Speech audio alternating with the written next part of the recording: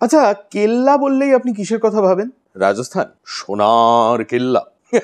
আমি যদি আপনাকে বলি যে কলকাতার খুব কাছেই একটা আস্ত কেল্লা আছে, আচ্ছা আগে সেটা আপনাকে গুগল ম্যাপসে দেখাই, স্যাটেলাইট ভিউ। কেল্লার চারদিকে সাধারণত একটা পরীক্ষা থাকে। এই দেখুন এই জায়গাটার নাম হচ্ছে ফলতা।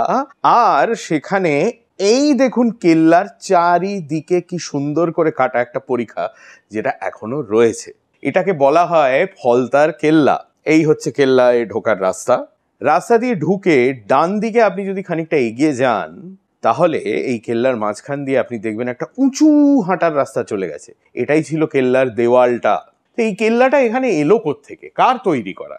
এই কেল্লাটা তৈরি করা Dutch east India company. East India company বলতেই আমরা সাধারণত ভাবি ইংরেজ, যাহারা 190 বছর এখানে রাজত্ব করিয়াছিল, যদিও টেকনিক্যালি তাহাদের রাজত্ব 1857 এর পরে শেষ হইয়া গিয়াছিল।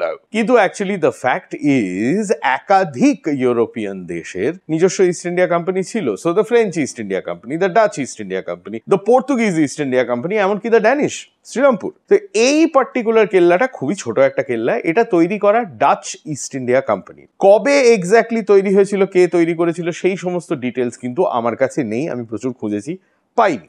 তবে হ্যাঁ, এই কথাটা কিন্তু আমি জানি যে 1756 সালে যখন সিরাজউদ্দৌলা বাংলার নবাব কলকাতা আক্রমণ করেছিলেন এবং ইংরেজদের তাড়িয়ে দিয়েছিলেন, সেই ইংরেজরা গিয়ে এই কেল্লারই বাইরে নিজেদের জাহাজের নোঙর ফেলেছিল এবং এখানে তারা আশ্রয় নিয়েছিল। স্বাধীনতার পরে আনফর্চুনেটলি কেল্লার ভেতরটাকে সরকার উদ্বাস্তু পুনর্বাসনের জন্য ব্যবহার করে। তার ফলে এখনো এই কেল্লার ভেতরে মানুষজন থাকেন। তবে এই কেল্লার ভেতরে কিন্তু একাধিক কামান পাওয়া গিয়েছিল এবং সেই রকমই একটি কামান কেল্লার কাছেই ফলতা থানার ভেতরে আজও আপনি দেখতে পাবেন। তাহলে একবার টুক করে গাড়ি নিয়ে ঘুরে আসবেন নাকি ফলতা কেল্লা। কলকাতার ব্যাপারে এবং কলকাতার পার্শ্ববর্তী অঞ্চলের ব্যাপারে এরকম আরো অনেক গল্প যদি আপনি শুনতে চান, তাহলে ইনস্টাগ্রামে ফলো করুন আর ইউটিউবে সাবস্ক্রাইব করুন টু হাফ প্যান্ট হিস্ট্রি।